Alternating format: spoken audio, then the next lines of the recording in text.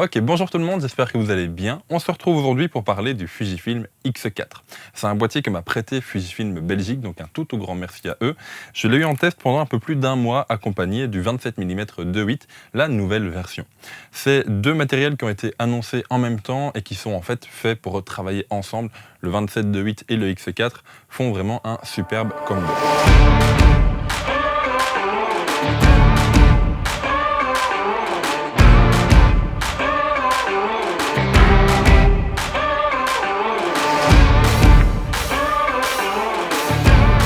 Alors je vais commencer par ces deux absents majeurs, ces deux gros défauts, comme ça c'est dit, on peut passer aux qualités juste après.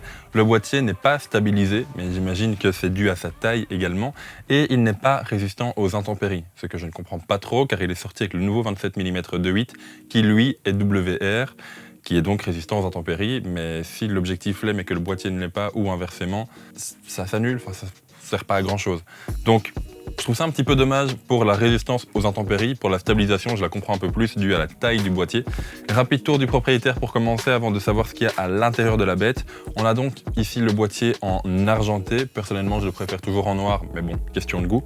On a en dessous du boîtier la petite batterie que tout le monde connaît chez Fujifilm, la même que le X-T3, que le X-Pro 3, que le XS10, que le X-T30, bref.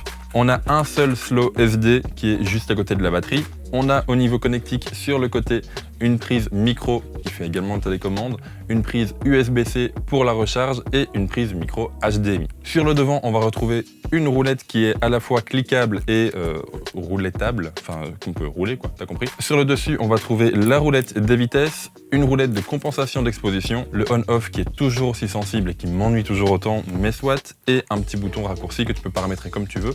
Moi, il était déjà paramétré de base pour changer les ISO et je l'ai laissé comme ça fonctionne très bien. A noter que sur le dessus, on retrouve également le bouton Q de menu rapide.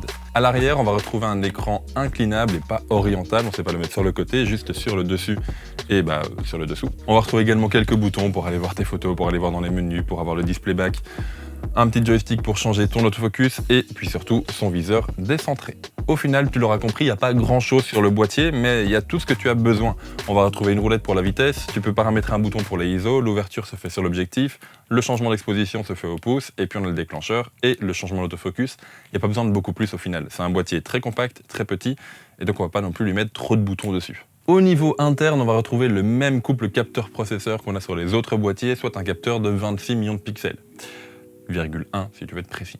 On va retrouver une sensibilité ISO de 160 jusqu'à 12008 et jusqu'à 12008 c'est très bon. Des photos en rafale jusqu'à 8 images secondes en mécanique et jusqu'à 30 images secondes en électronique. Un mode vidéo interne en 4K 30 images secondes en 8 bits 420, tu peux avoir du 422 10 bits en externe. Et de la 1080p filmant jusqu'en 240 images secondes, le tout dans un boîtier d'un peu plus de 300 grammes. Bon, voilà pour la fiche technique. Maintenant, mon ressenti par rapport à ce boîtier. C'est un boîtier que j'ai énormément adoré. De nouveau, je te l'ai dit, je n'ai pas eu ses prédécesseurs en main, donc je peux pas lui manquer un grip, je peux pas lui manquer un flash ou quoi que ce soit qui aurait pu être présent auparavant. Je ne sais pas comment sont les autres boîtiers et entre nous, je m'en fiche complètement. C'est un boîtier que j'aime énormément, qui est très petit, il est vrai, mais au final qui va me permettre du coup de lui mettre les objectifs plutôt petits également, plutôt compacts dessus. J'imagine mal un X4 avec un 16-80 ou avec un 70-300. Comme je te le disais du coup, j'imagine plutôt mal un X4 avec un gros zoom du style du 16-80. Ça correspond pas vraiment à l'ergonomie. La prise en main est du coup pas très bonne, l'ensemble boîtier optique est complètement déséquilibré, donc c'est vraiment pas le genre de boîtier sur lequel tu vas mettre un gros zoom. Par contre, si tu as des objectifs fixes du style du 23 f2, du 16 mm 2.8 ou du tout nouveau 27 mm 2.8 qui vient de sortir, ça correspondra beaucoup mieux au design de l'appareil. Alors je te l'ai dit que c'est un boîtier que j'ai vraiment beaucoup aimé. C'est une grosse surprise pour moi, je pensais pas qu'il était aussi bon que ça. En réalité, c'est un peu un mini X-T4. Alors évidemment, au niveau de la prise en main, au niveau des modes vidéo, au niveau de l'autonomie, ils sont pas du tout comparables. Mais quand je regarde au niveau de la qualité d'image, on est vraiment très proche. L'autofocus est également excellent, tout comme sur le X-T4, on est vraiment au même niveau. La dynamique de l'image est vraiment super bonne. Et donc si vous devez choisir un boîtier actuellement chez Fujifilm entre le X-T4, le XS10 et le X4 qui vont vous donner la même image, bien le choix va vraiment se porter au niveau de la prise en main. Et au niveau de la prise en main, là évidemment on a une énorme différence. Je viens de vous le dire, je ne mettrai pas un zoom sur ce X4. Que ce soit le 16-80, le 10-24, un 70-300 ou même des zooms un peu plus petits, ça va déséquilibrer l'ensemble boîtier objectif.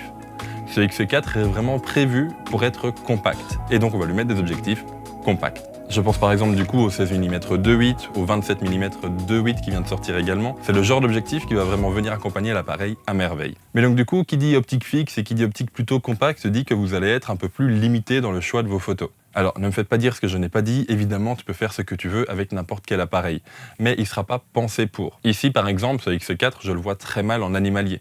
Je le vois très mal également en situation de reportage un peu plus dur où tu as besoin d'un boîtier un peu plus résistant. Je ne le vois pas trop non plus pour des photos portraits en studio. Par contre, je le vois très bien pour de la photo de rue, je le vois très bien pour du reportage un peu plus soft où tu peux ranger ton appareil si jamais il pleut, car je vous rappelle qu'il n'est pas résistant aux intempéries. Je le vois très bien comme petit boîtier de tous les jours si jamais tu es photographe amateur et que tu n'as pas envie de t'encombrer d'un trop gros appareil. Ici, je vois pas trop comment Fujifilm pourra encore rendre ces appareils plus petits. Je pense qu'on arrive vraiment à la limite entre compacité, légèreté et taille de l'appareil. Je pense qu'on n'arrivera pas à faire plus petit que ça.